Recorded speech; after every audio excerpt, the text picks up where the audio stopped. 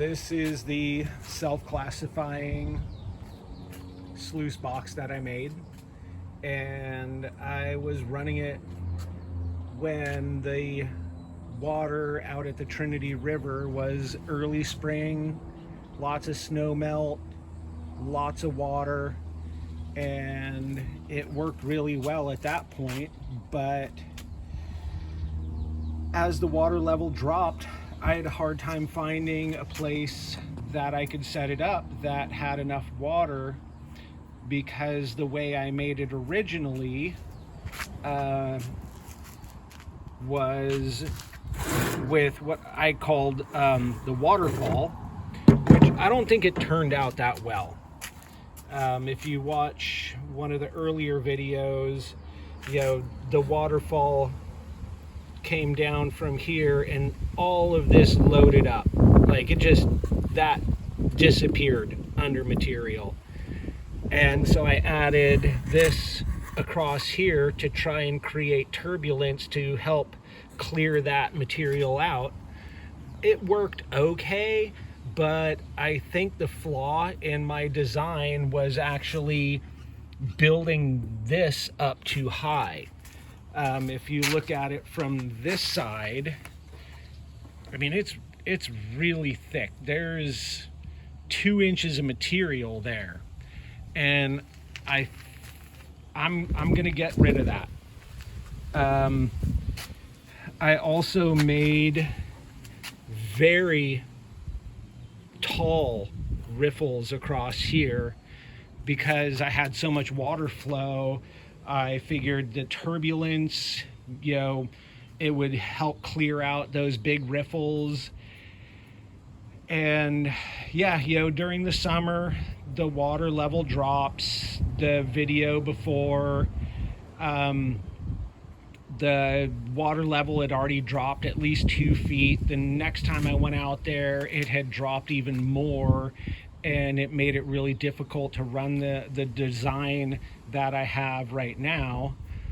So my thought is, I really like the top screen, but I'm gonna get rid of this extra and just make a flat run with smaller riffles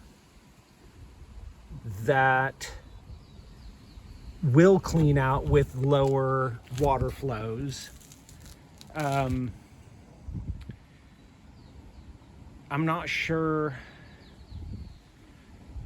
because I was feeding, the reason I designed it this way was so I could just throw full shovelfuls in at the top here, and it would start just washing, and I could push the big rocks down, or the water would push the big rocks down.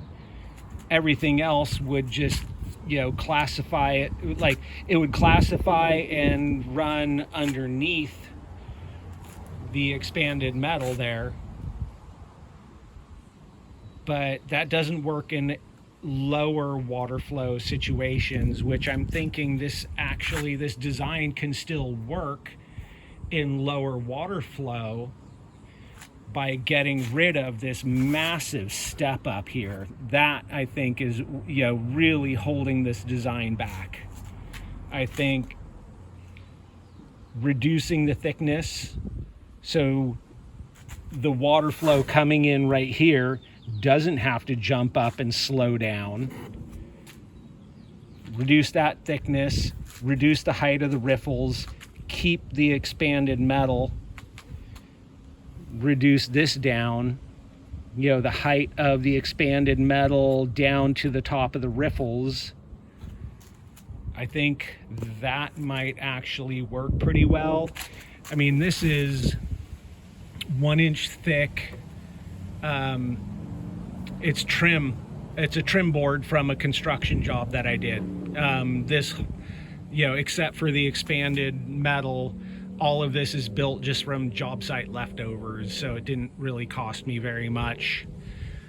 But I think reducing the thickness of this down and reducing the height of the riffles and reducing where the expanded metal sits above the riffles, it can run in a lower water flow and work just as well. Anyway, that's kind of what I've been thinking about this design. I'm gonna rebuild it in my spare time. Yeah, famous spare time. And you know, bills always have to get paid, so work has to get done. Someday I'll get back out to the river. It's been about a month now, so yeah, when I get that rebuilt and am able to get out to the river, I will make another video and show you, I guess it would be 3.0 at that point, you know, rebuild number 3. We'll see how it goes. All right, thank you.